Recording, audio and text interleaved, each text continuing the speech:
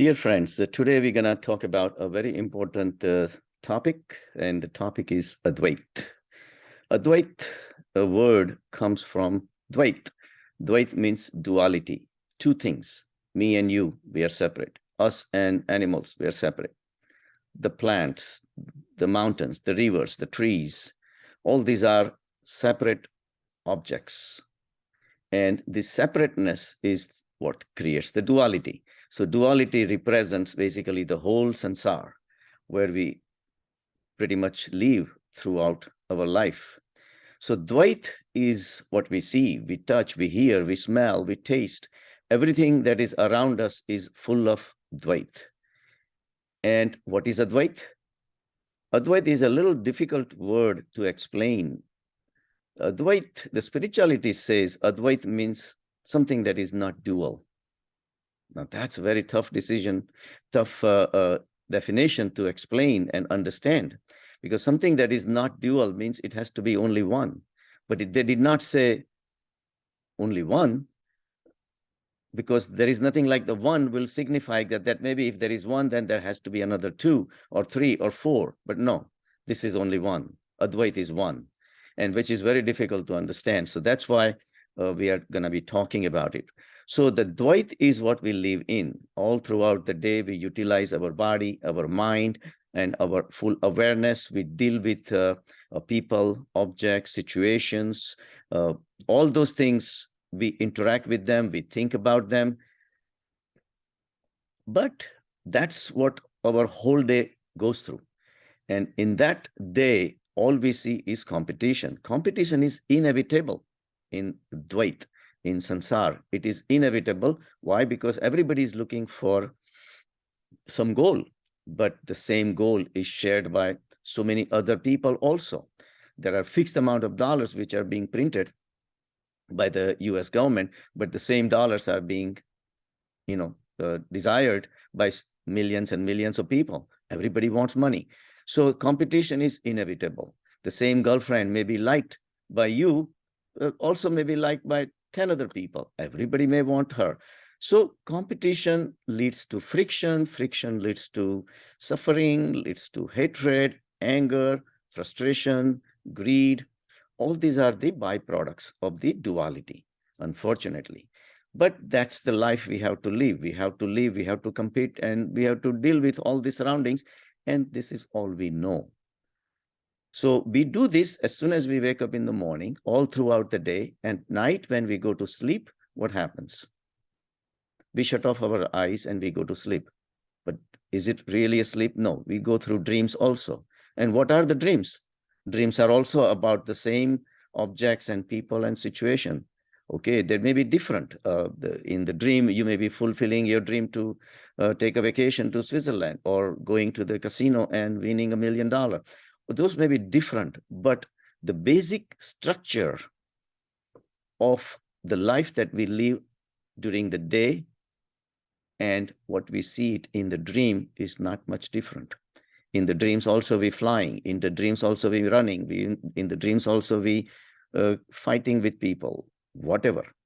So during the daytime, we think about objects, people, situation, and in the dreams we dream about objects, people, and situation. So qualitatively, there is no difference. And then what happens? At some point, the body gives out. And science says we go into the deep sleep state where there are no dreams anymore. All the dreams are gone. And that's actually the time when we feel the tremendous amount of rest. The rest from what? The rest from duality. And why rest from duality? Because duality is suffering. So at night, the sleep that we get, we call it a really good sleep when we have a good, deep sleep state that we experience. We are not there. We are in a deep sleep state, but the proof is in the morning. When we wake up, we feel very rejuvenated. We feel very energetic and fresh. And this happens, thank God, to the deep sleep state.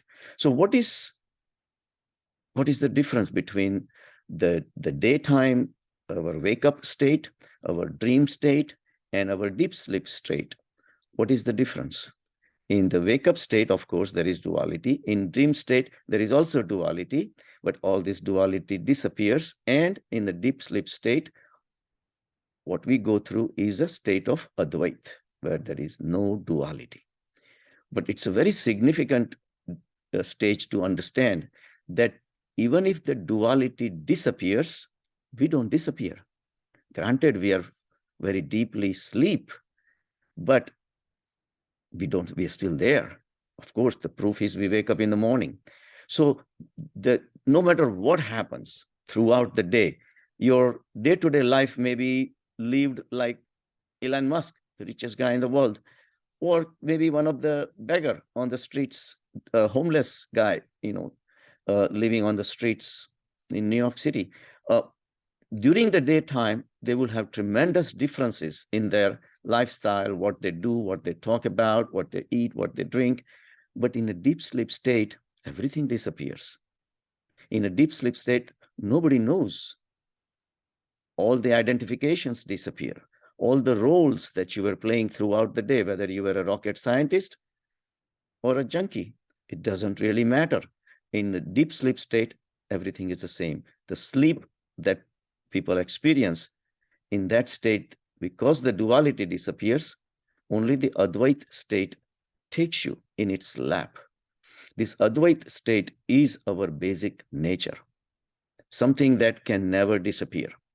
So this is the fundamental difference between the Dvait and Advait that we need to understand, because the Dvait keeps on changing every single day, but your deep sleep state is the same every single night, because you disappear. Total rest. No activity going on. Activity means no duality. Activity means duality. So at night time, there is no activity, no physical, of course, in the sleep, but also no mental activity. So mind is a storehouse of duality. The duality is Dvait, and it can change. What is the problem with another problem with duality? That it is transient. It keeps on changing all the time. Supposing somebody picks you up and puts you in a jungle, all of a sudden, you left everything that you were living with, your home and your surroundings, your friends and everything. And suddenly your surrounding atmosphere has changed. Now in that jungle, you have to survive. You have to find the food. You have to climb the trees. You start realizing that you're surrounded by wild animals. You have to protect yourself from the birds, which may be beautiful, making noise. And suddenly your duality, suddenly your Dvait, suddenly your sansar has changed. And after 6 months, you may not even remember what your original life was. So it can be replaced very easily. But even in jungle, if you fall asleep at night, of course, your dreams may be still about picking up that nice juicy fruit from the tree tomorrow morning when you become more fresh and rejuvenated. But your dreams even will end, even in jungle. And the deep sleep state that you will experience, it will be the same everywhere, because it really is where all the differences disappear. All the dualities, all the separateness disappears. And why is it so important to know what is Advait and what is Dvait? Because Advait gives you the rest, tranquility, and peace. But Dvait gives you the suffering, friction, stress, anxiety. All these things are built into the Dvait state. So yes, we all know our day-to-day life. We also know our dreams. But it's very important that we have something else on top of that. It's literally every night we get rid of, not intentionally, our body gets rid of our identifications, because in a deep sleep state, nobody knows who they are. So all this duality, which is we are holding on to, is where we are being identified. My name is this, my address is this, my role is this, this is my degree, this is my job, this is my profession, this is my car. All these objects, people, situations around you are centered around you. But where are you in deep sleep state? You are absent. So all these dualistic identifications, we are so addicted to it. As soon as we wake up, we pick it up from where we left yesterday, and we keep on going throughout our whole day as if nothing has happened. But if you really look into the detail, there is something that happens almost almost every day. Every night, we are in the hands of the consciousness, the Advait state, which is the pure, undivided consciousness. Remember, mind means thoughts. Thoughts means divisions. If I want to think about you, me and you are two separate entities. That's the only way to generate a thought. If I want to think about anything, it has to be between me and that particular objects, person, or situations. So the duality disappears at night, and the rest ensues. And in the morning, we feel rejuvenated. So at night, when there is no identification, literally, it's almost like dying. At night, as if this world which we had constructed during the daytime, and it also reflected itself to some extent in a dream state, disappears. So literally, we die. Just like while people are alive, they are different from each other. But once they're dead, and you put them in the graves side by side, whether the richest man in the world or the poorest man in the world, their skeletons will be they will be in the same state. They will be surrounded by the soil and resting. That's it. That's all they can do. So during the daytime, we are different. In a deep sleep state, we are all the same. Same thing. It's no different than during the lifetime, we may all be different, but after death, we are all the same. So this sameness is the feature of Advait state. And literally, we die every single night when we are taken away with our duality. When the deep sleep state comes, all this duality disappears. So the dualistic portion of our whole day is replaceable, something that is transient, and something that can be obliterated. But the Advait state is the same all throughout the night. Literally every morning from this Advait state, this Dvait state arises again. So literally we go through the birth and death cycle in 24 hours. During the daytime, we may feel that, okay, this is life. Then the Advait state is almost like a death. So from the death comes the life, and from the life, when this appears, goes to death. So all these cycles keep on going, and we all have that state within us. Advait is non-dual, means there is no differentiation. So we all are the same. Even the birds and the animals, when they sleep at night, they experience the same thing, deep sleep state. So why is it so important to know these differences?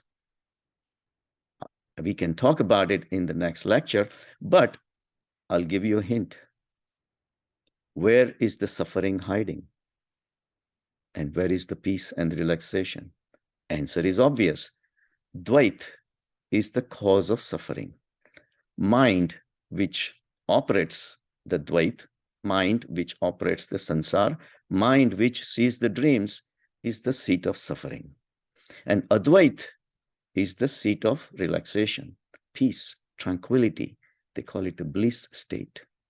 The question is, how do we find that out? How do we reach there? And of course, we know that in a deep sleep state, we are not awake. How can we even know what it would feel like? Because we are totally asleep. So that we will talk about how to reach to the Advait state somehow. There are techniques, and we'll talk about it. Tune in for the next talk. Thank you.